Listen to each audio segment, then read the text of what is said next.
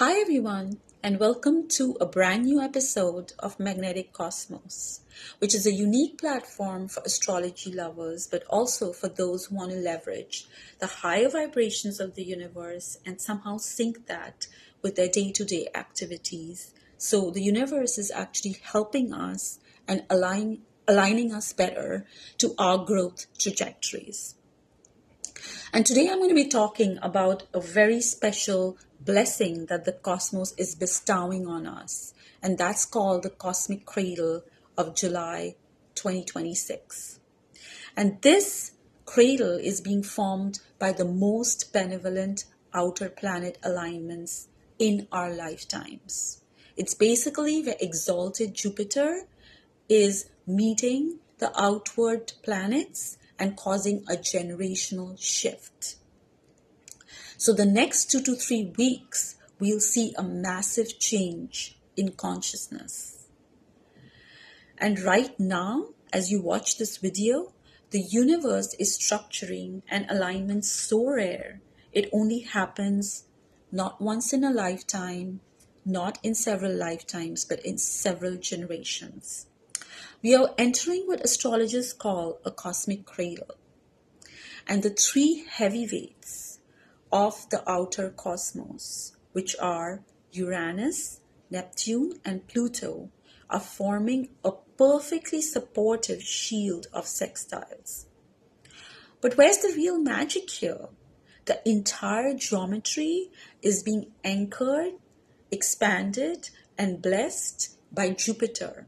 And the Jupiter is the planet of divine grace, which has entered its absolute highest state of exaltation a few weeks ago.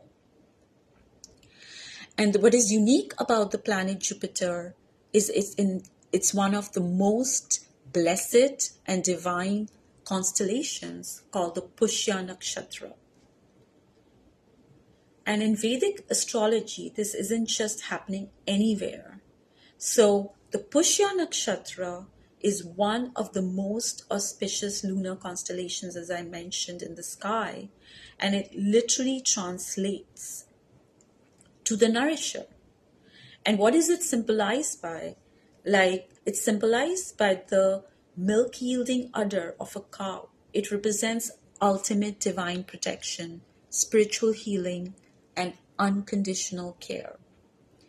Imagine the three outer planets, the forces of massive, disruptive, global change, and they're all being filtered through this cosmic womb of Pushya.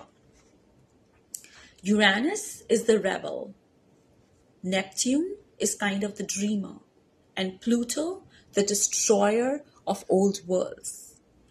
But instead of creating chaos, these energies are now being cradled, civilized, and guided by Pushya's nurturing light. It's as if the universe is saying, yes, the old world must change. But in this change, you are completely protected in the process. The mass consciousness and generational shift that's happening, what does it really mean for us on a day-to-day level? And what does it mean on a very massive and macro scale? This cosmic cradle is triggering a massive generational and spiritual shift in human consciousness. So you may not be able to see this unfolding in our day-to-day activities as suddenly as a Mars transit triggers, but it is unfolding intensely in its own way from now until the end of July. And I need not mention it, but the last few years, we've all felt this massive fiction of a breaking world, where somehow the old rules and our old jobs don't apply because of the massive AI shift. But it's as if the universe was saying, are you ready for the hard reset? The heavy destructive energy of Pluto in Capricorn is being directly aspected and softened by exalted Jupiter. Mass fear is somehow being transmuted into a collective realization that we have the power to rebuild. Rebuild with love and also rebuild with a vision. With Uranus and Taurus, Neptune and Pisces forming harmonious angles, we are going to see sudden inspired solutions to global problems. Whether it's in the field of eco-technology, decentralized systems, or spiritual science, the awakening of the heart is literally bound to happen because Pushya is ruled by Brihaspati and he is the priest of the gods. Mass consciousness is shifting from hyper individualism towards collective healing. We are being asked to nurture one another. But the bigger question is, we're all going to ask, how do we use this energy to transmute our individual lives? So this sacred window that's happening lasts to the end of July only. So to align with this energy, don't let the noise of the world distract you.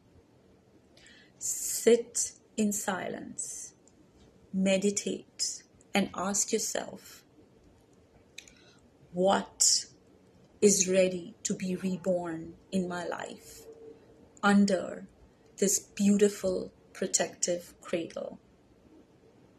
In my next video, I'm going to be breaking it down exactly from ascendant to ascendant and speaking on how this historic alignment impacts not just the 12 moon signs, but also the 12 ascendants. If you have questions on how to figure out what your ascendant or your moon sign is, please send me an email at magneticcosmos@gmail.com or just subscribe to my channel. Hit the subscribe button, turn on the notifications, and please drop a comment on how you feel this energy is protecting you and letting you grow into the next beautiful version of yourself.